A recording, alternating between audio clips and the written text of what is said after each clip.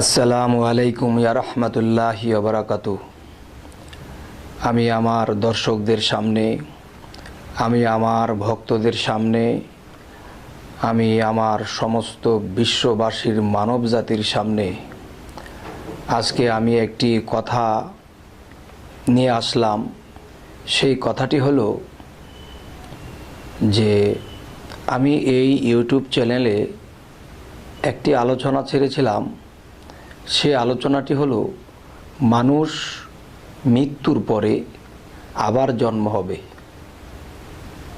তো মৃত্যুর পরে আবার জন্ম হবে এই কথাটা শরীয়তপন্থী যারা আছে, এই কথাটা শরীয়তপন্থী যারা আছে, যাদের গভীর জ্ঞান নাই, যাদের তরিকত, হাকিকত ও মারেফতের জ্ঞান যাদের নাই, তারা এই কথাটা তাদের জ্ঞানে নিতে পারবে না।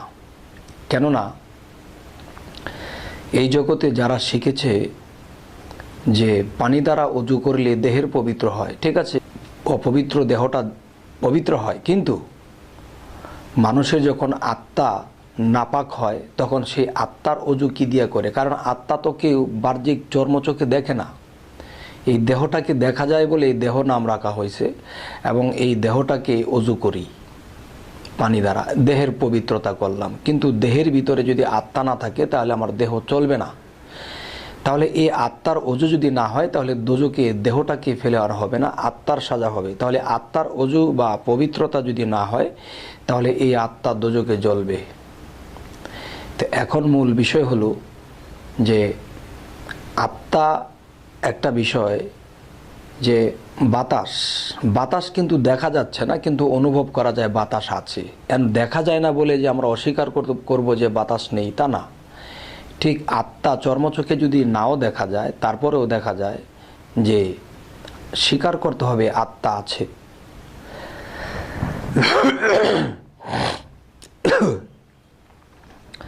তো এখন আমি যেই কথাটা নিয়ে আসছি, যে জন্মান্তর, যে মানুষ পৃথিবীতে যখন জন্ম নেয় আবার মৃত্যু হয়, আবার একটা মানুষের জন্ম হয়, আবার মৃত্যু হয়, এই জন্মান্তরের মৃত্যুকে এবং জীবিতকে আমরা যেন এড়াইয়া যাইতে পারি, এই জন্য আমাদের মুর্শিদ ধরতে হয়, সাধনা করতে হয়। আচ্ছা, এখন মানুষ পৃথিবীতে জন্ম হয়, মরিলে আবার জন্ম হয়, মরিলে আবার জন্ম হয়, এই কথাটা কেউ মানে না। কিন্তু একটা জিনিস মানে, যে হাসরের দিন আল্লাহ একদিন সবাইকে সমবেত করবেন। হাসর শব্দের অর্থ সমবেত বানানো হয়েছে, যে এখানে সকল মানুষ একাত্র হবে। তাহলে একাত্র হবে, হাসর শব্দের অর্থ হাসর মাঠ। তাহলে যে হাসর মাঠ, তার মানে যে আমরা বুঝি যে হাসর শব্দের অর্থ সমবেত হওয়া, আর আমি বুঝি হাসর মাঠ, আর সেই মাঠের মধ্যে মানুষ সমবেত হবে। এখন দেখা গেছে বালতি আর হলো পানি, এখন বালতির ভিতরে পানি। এখন যদি বলি যে বালতিটাই পানি, না, এখানে ভাগে ভাগে যে বালতির মধ্যে পানি রাখা আছে, তো বালতি আর পানি এক জিনিস নয়। তেমনি যারা বলে যে হাসর শব্দের অর্থ যে সমাবেশ বা সমবেত হবে সকলেই, তাহলে আমি বলবো যে হাসর মাঠের মধ্যেই মানুষ সকল একাত্র করা হবে। এখন বিষয়টি হলো যে এই পৃথিবীতে কোনো মানুষ যদি জন্মান্তর বিশ্বাস না করে, যে মরিলে জীবিত করবেন আল্লাহ হাসরের ময়দানে এবং জন্ম নিয়ে আসতে হবে, এ কথাটা যদি কেউ অস্বীকার করে, তাহলে কালেমা ইমানে মুফাসসালকে অস্বীকার করা হয়। আর ইমানে মুফাসসাল ফরজে গণ্য করা হয়েছে। আরও একটি বিষয় হলো, কোরআনে অনেক জায়গায় লক্ষ্য করলে পাওয়া যায় যে জন্মান্তর বিষয়টা আছে। সূরা হজ্জের মধ্যে লক্ষ্য করলেও পাওয়া যায় যে মরিলে আবার জন্ম নিতে হবে, কিন্তু বলা হয় মৃত্যুর পরে আল্লাহ হাসরের দিন আবার জীবিত করবেন। তো জীবিত হওয়া মানে কি? জন্ম হওয়া। মানুষ সোজাটা বোঝে না, একটু বাঁকাটা বোঝে। কিন্তু এই কথাগুলো যারা না বোঝে তারা কমেন্ট খারাপ করেন, আর কমেন্ট তারাই খারাপ করেন যারা এটা বোঝে না। আর যারা বুঝেছে তারা লাইক করতেছে, শেয়ার করতেছে। এখন আরেকটি বিষয় হলো, সেটি হলো যদি এই পৃথিবীতে কেউ জন্ম হবে, মানুষ মৃত্যু হইলে আবার জন্ম নিয়ে পৃথিবীতে আসবে, এই কথাটা যদি কেউ স্বীকার না করে, তাহলে আল্লাহ দোষী হয়ে যান। আল্লাহ দোষী হয়ে যান কিভাবে? যেমন আল্লাহ কোরআনে বলেছে, আমি সকলকে সমান দিয়ে থাকি, আমি কাউকে কম দেই না, কাউকে বেশিও দেই না, আমি সমান দিয়ে থাকি, আমি কারো প্রতি অবিচার করি না। তাহলে আল্লাহ কখনোই মিথ্যা বলেন না। আল্লাহ সত্য নিয়া এই সমস্ত বিশ্বজগৎ চালাইতেছেন, আর মিথ্যা বলে শয়তান। তো এখন আমি যেটা বলবো, যদি আমরা জন্ম জন্মান্তর বিশ্বাস না করি, তাহলে আল্লাহ দোষী হয়ে যান। সেটা কিভাবে?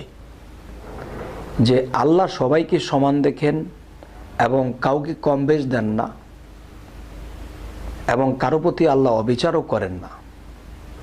তবে একটা মানুষ পৃথিবীতে জন্ম নিল, সেই মানুষটি জন্ম নেওয়ার পরে দেখা যায় তার হাত নাই, কারো পা নাই, কেউ কোমর পর্যন্ত তার পাও নেই, সেই ব্যক্তিটা হেসরায় হেসরায় চলে। তাহলে আল্লাহ বলেছে, আমি কারো প্রতি অবিচার করি না, কাউকে আমি কম দেই না। তাহলে মানুষ তো আল্লাহর সৃষ্টি। তাহলে আল্লাহর সৃষ্টি যদি হয়ে থাকে, আল্লাহই তো সৃষ্টি করলেন, তো একজনকে পাও দিলেন, আরেকজনকে পাও দিলেন না, আরেকজনকে হাত দিলেন, আরেকজনকে দিলেন না, আরেকজনকে চোখ দিলেন, আরেকজনকে বোবা বানাইলেন, বা কেউ অন্ধ। তাহলে এখানে জন্মগতভাবেই তো অন্ধ আসে, পাও নেই, পঙ্গু হয়ে জন্ম নেয়। তাহলে আল্লাহ তো বলেছে সকলকেই সমান দিয়া থাকি। তাহলে সকলকেই যদি আল্লাহ সমান দিয়ে থাকে, তাহলে তার পাটা কোথায়, তার চোখ কোথায়? গেল এই সাবজেক্ট। আরেকটা সাবজেক্ট হলো, সেই সাবজেক্টটি হলো যে কেউ রিক্সা চালায়, ভ্যান চালায়, কেউ কাগজ টোকায়, যেই ঘরে থাকে সেই ঘরের চালের উপর দিয়ে পানি পড়ে, রাত্রে ঘুমাইতে পারে না, খাইতেও পারে না ঠিক মতো, মানুষে লাঠিছটা করে, মানুষে মারে, অপমান করে, রাস্তাঘাটে ঘুমায়। আরেকজন এমপি মন্ত্রীর ঘরে সে জন্ম নিয়েছে, রাজা বাদশার ঘরে জন্ম নিয়েছে, তার সুখের সীমা নাই, যা চায় তাই পায়। তাহলে আল্লাহ বলেছে, আমি সবাইকে সমান দেখি, কাউকে আমি কম দেই না, কারো প্রতি আমি অবিচারও করি না। তাহলে এটা কি? তাহলে আল্লাহর কথাগুলো মিথ্যা হয় না? যারা জন্ম জন্মান্তর বিশ্বাস না করেন, মরিলে জীবিত হবে বা মরিলে জন্ম নিয়ে পৃথিবীতে আসবে, এই কথাটা যারা স্বীকার না করে, এদের কাছে আল্লাহ অপরাধী হয়। আল্লাহকে যদি জিজ্ঞাসা করা হয়, আল্লাহ এই লোকটা বাচ্চা মানুষ, সে তো কোনো অপরাধ করেনি, তুমি তাকে কেন পা ছাড়া পৃথিবীতে দিলা, তাকে অন্ধ কেন সে, তুমি তার কেন চক্ষু দিলা না? তখন এই লোকের প্রশ্নের কাছে আল্লাহ পড়ে যায়। তবে আল্লাহ এত কাঁচা নয়, আল্লাহ মহাজ্ঞানী, আল্লাহ জ্ঞানীরও জ্ঞানী, মহাজ্ঞানী, আল্লাহর উপরে কারো জ্ঞান নাই। তবে আমরা বোঝার চেষ্টা করি না। কোরআনে আল্লাহ এই কথাটাও বলেছেন, আল্লাহ বলেছে, তুমি যা করবা ঠিক তা পাবা, তুমি যা করবা ঠিক তা পাবা। এখন দেখা গেছে বিগত একটা জন্মে আমি মানব রূপে পৃথিবীতে এসেছিলাম, মানুষেরটা আত্মসাৎ করে খেয়েছি, আমি শত্রামি করে কারো হাত কেটে দিয়েছি, শত্রামি করে কারো চোখ কানা করে দিয়েছি, শত্রামি করে কারো সম্পদ লণ্ঠন করে নিয়েছি, শত্রামি করে কারো বিবাহ নষ্ট করে দিয়েছি, কারো সন্তানকে আমি মেরে ফেলেছি। তখন আল্লাহ কোরআনে বলেছে, তুমি যা করবা ঠিক তা পাবা। তখন আমি যখন এই পৃথিবীতে আবার জন্ম নিলাম, জন্ম নেওয়ার পরে দেখা যায় হাত নাই। হাত নাই কেন? তাহলে বিগত জন্মে আমি কারো হাত কেটেছিলাম, আমি কারো সাথে শত্রামি করে কারো চোখ অন্ধ করে দিয়েছিলাম, কারো সংসার ভেঙে দিয়েছিলাম, আজ আমার সংসার ভাঙা পৃথিবীতে। আরেকটি বিষয় হলো যে কেউ রাজা বাদশার ঘরে জন্ম নিয়েছে, কেউ ভিখারির ঘরে জন্ম নিয়েছে, কাগজ টোকায় খায়। তাহলে এটা কেন? আল্লাহ মানব সৃষ্টি করেছে, কাউকে তো কম দেন না, তাহলে সে কাগজ টোকায় খায় কেন? যারা আমাকে খারাপ কমেন্ট করেছিলেন, তারা আমার এই কথার উত্তরগুলো দিতে পারবেন? না দিতে পারবেন, আমার উত্তর দিতে না পারবেন আল্লাহকে ঠেকাতে। আল্লাহ সূক্ষ্ম বিচারক, আল্লাহ কাউকে ঠকায় না, কিন্তু মানুষ না বুঝে নিজেই ঠকে। এখন দেখা যায় আমার জীবনে আমি বিগত জন্মে কারো ক্ষতি করেছিলাম, কারো সম্পদ আত্মসাৎ করেছিলাম, তখন সেই ব্যক্তি অভিশাপ দিয়েছিলেন যে আল্লাহ তিনি আমার সম্পদকে কেড়ে নিল, আল্লাহ তুমিও তার কোনো দিন সম্পদ কেড়ে নিবি। তখন সে বুঝবে সম্পদ হারানোর কি যন্ত্রণা। তখন হয়তো সে ওই জন্মে এটা হয় নাই, এই জন্মে আসিয়া তিনি বাড়ি ঘর সমস্ত কিছু নিয়ে গেছে একজনে। তাহলে সে যা করেছিল এখানে তা পেল। কারো হাত কেটে দিয়ে এসেছিল বিগত জন্মে, এই জন্মে এসে দেখে তার হাত নেই। তাহলে একটা শিশু বাচ্চা যখন জন্ম নিল, তার হাত নেই, পা নেই, সে গড়ানি দিয়ে দিয়ে চলে, রাস্তায় গড় দিয়ে চলে, তার হাত নেই, পা নেই। তাহলে তার এই কষ্ট কেন? সে এমন রাগান্বিত হয়েছিল, এমন কারো শত্রুমি করেছিল, তার হাত পা চারোটাই কেটে দিয়েছিল। তখন এই জন্মে সে তার হাত পা নেই। এ হলো মূল হাকিকত এবং মূল মারেফতের গোপন ভেদ। আজকে এই কথাগুলো আমি বলতাম না, আজকে বলতে বাধ্য হলাম। কেন হলাম? আমি শুধু এতটুকু বলেছিলাম যে মানুষের যখন মৃত্যু হয় তখন তার হিসেব অনুসারে তাকে আবার এই পৃথিবীতে পাঠানো হয়, আবার জন্ম নেয়। এই কথাটা মানেন নাই, না মানার কারণে তারা আমাকে খারাপ কমেন্ট করেছে। তা আজকে বললাম, যারা জন্মান্তর পৃথিবীতে আবার জন্মায় আসতে হবে, এই কথাটা যারা না মানে তাদের কাছে আল্লাহ অপরাধী হয়, আল্লাহ দোষী হয়। কিন্তু আমরা বলি যে আল্লাহ কখনো দোষী নয়, আমার দোষে আমি দোষী, এই জন্মে হোক বা সেই জন্মে হোক। এই দেহের মৃত্যু ঘটে, আত্মার মৃত্যু ঘটে না। এই আত্মাটা আবার জন্ম নেয়। এই পোশাকটা পরে আছি আমার দেহের পোশাক, আর আমার আত্মার পোশাক হলো আমার দেহটা।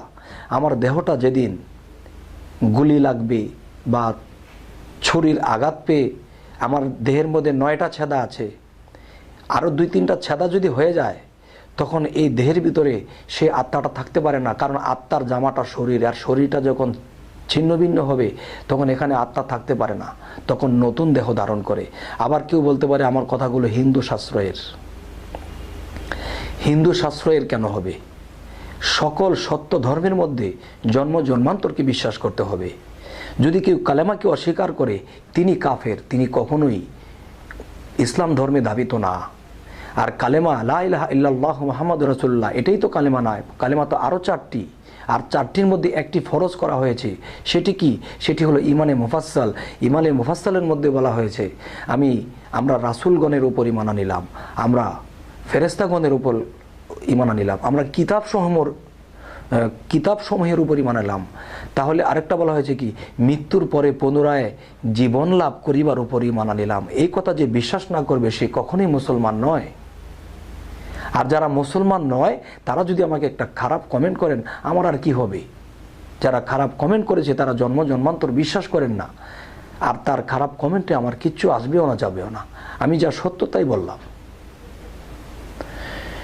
তো আজকে এই কথাগুলো বলতাম না, বলার উদ্দেশ্য হলো অনেকেই আমাকে খারাপ কমেন্ট করেছেন, তারা যেন একটু চিন্তাশীল হয়। সূরা হজ্জের মধ্যে আল্লাহ জন্মান্তরের কথা বলেছেন এবং আল্লাহ ইমানে মুফাসসালে বলেছেন। তাহলে এদিকে লক্ষ্য করে আপনারা দেখবেন এবং চিন্তা করবেন। খারাপ কমেন্ট যাকে তাকে করবেন না।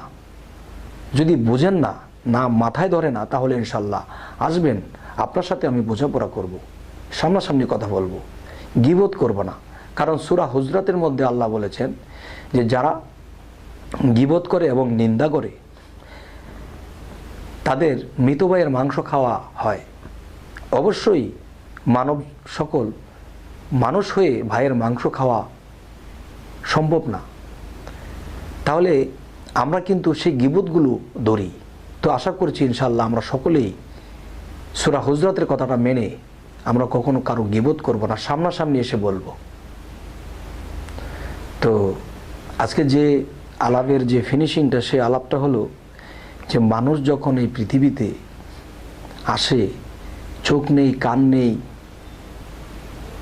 এরপরে মানুষ গরিব হয়ে জন্মায়, তাহলে আল্লাহ তো বলেছে আমি কি কাউকে কমও দিই না, কাউকে বেশি দিই না, তাহলে আমার কর্মফল। আমার কর্মফলে আমি এটা হয়েছি, আমি যা কর্ম করেছিলাম আমি তাই পাইলাম। আরেকটি বিষয় হলো মানুষ যখন ভাবে আরে মানুষ পৃথিবীতে জন্ম নিল, আবার মরবে, আবার পৃথিবীতে আসবে, পৃথিবীতে যেন না আসতে হয় এই জন্য আল্লাহর সাধনা করতে হয়। আল্লাহ কিন্তু নামাজ রোজা হজ জাকাতের কথা কিন্তু বলছে, কিন্তু এই নামাজ রোজা হজ জাকাত একটা হলো শরীয়তের, আরেকটা আছে তরিকতের, আরেকটা হচ্ছে মারেফতের। তাহলে ওই দুই প্রকারও তো রয়ে গেছে, ওগুলা যদি আমরা করতে পারি তাহলে আমরা একদিন ইনশাল্লাহ জন্ম জন্মান্তর হতে মুক্তি নিতে পারবো। যেমন সূরা ইনসিরা এবং সূরা সাফফাতের মধ্যে আল্লাহ বলেছেন, তোমাদের আর মৃত্যু হবে না প্রথম মৃত্যু ছাড়া, তোমাদের আর চিন্তাও নেই, তোমরা চিন্তিতও হবে না। অতএব যখনই অবসর পাও সাধনা করো। আল্লাহ সাধনা করার কথা সূরা ইনসিরা এবং সূরা সাফফাতে বলেছেন। আর সেই সাধনা যদি আমরা সাকসেস লাভ করতে পারি, প্রেমে ভক্তিতে যদি আমরা সাকসেস লাভ করতে পারি, তাহলে আমরা কোনো একদিন এই পৃথিবী থেকে চিরমুক্ত হয়ে সেই আল্লাহর সাথে মিশতে পারবো ইনশাল্লাহ। আজ এই কথাগুলো বলে আমি রাখছি। আল্লাহ হাফেজ।